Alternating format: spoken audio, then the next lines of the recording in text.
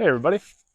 As you can see, the weather here in Iowa not so great. So let's check out the new bike for this year. Hey, it's 2024, so that means new year, new bike, right? Same me though. But anyways, the new Steed right here. This is a 100% brand new bicycle. Never had a fully brand new bike ever in my life. Well, I lied just a smidge there. I did save the gyro off of the old bike. I did buy a new gyro to put back on it, so it is still a complete bicycle. Now, let's just start with the heart of the bike, the frame. This is a 100% custom standard. It is identical geometry to the old bike back here.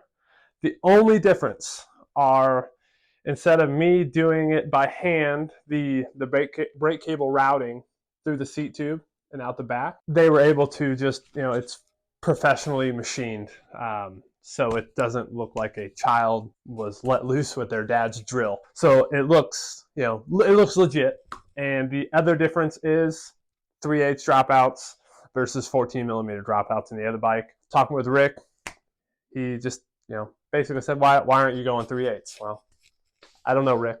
So that's why I went to 3/8. At the time I had the other frame built with this same geometry, it was extremely short rear end for the time. The last frame was built in 2017. Times have changed, rear ends have gotten shorter. It's a 12 3/4 inch slammed rear end, and it is about as slammed as possible. I don't like removable stuff on my bike, so it has welded brake mounts, welded gyro taps, because, well, if you run brakes, there's no reason to have, removable stuff. We'll start with the parts. Know a little bit about the frame. Well, first, I guess, is it a 125R? Sticker says it is. But anyways, we're going to start with the parts. Probably my favorite part about this bike is just the brake setup. I actually, way back, I rode a solid KP Ripper frame, and it had a single port for the brake cable to go through the seat tube. So that was the first bicycle I ever rode with that, and I really liked how clean it was. And it actually makes the brakes much more stiff because there's less, less flex for whatever reason. At least that's what I think.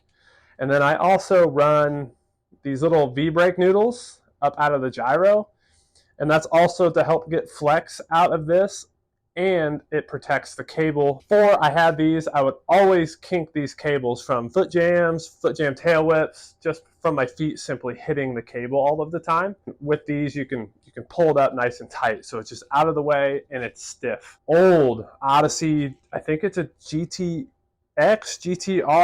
gyro. It's got the pinch bolts for the cables from, 15 years ago. That's how old this piece is. I do run double cable all the way through, just a snafu top cable.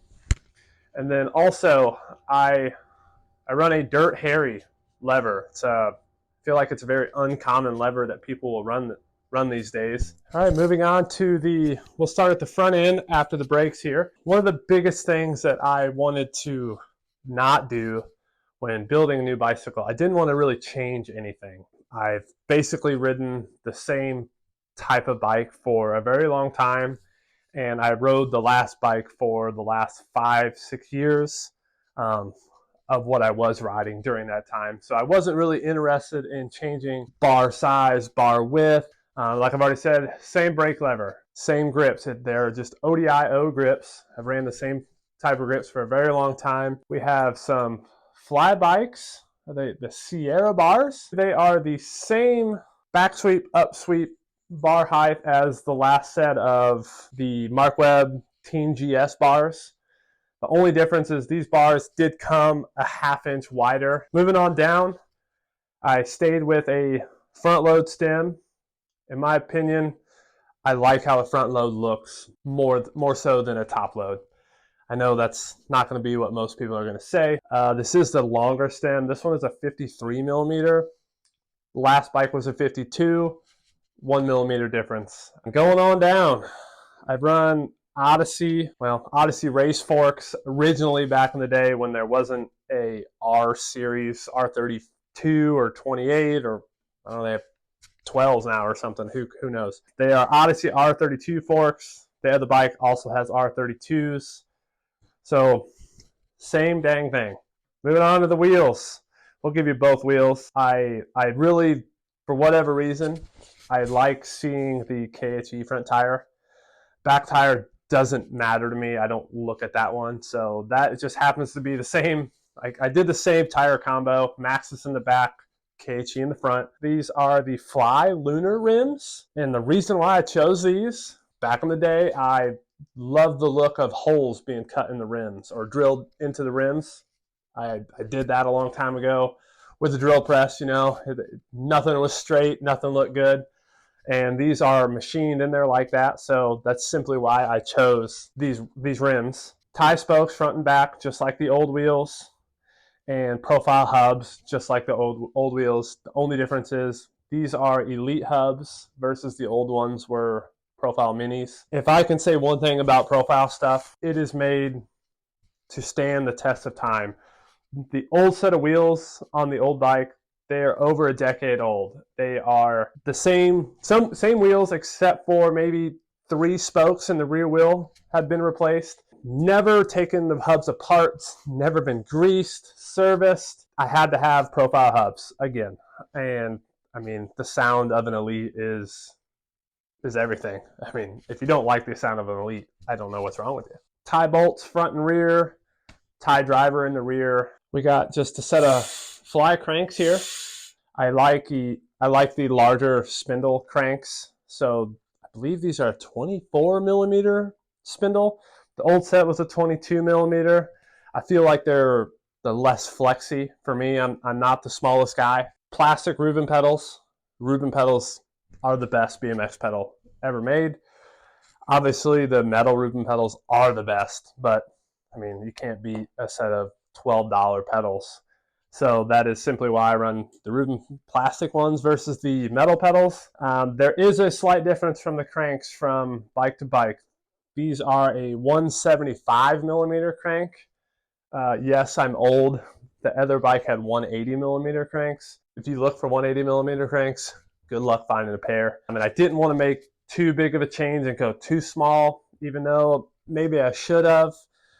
If I do replace the cranks, maybe I'll try a little bit shorter. I didn't notice any difference at all going to 175s. 25 tooth Fly sprocket. I don't remember the name. And the reasoning for really the couple Fly parts is Fly's a cool brand. I've always been a fan of Fly. I kind of like what they do. They've always had an awesome team, and I mean, Sergio Leos rides for Fly. Yeah, I want to, you know, who doesn't want to be like Sergio Leos? We've got the Shadow interlocking, interlink chain, whatever the heck it's called.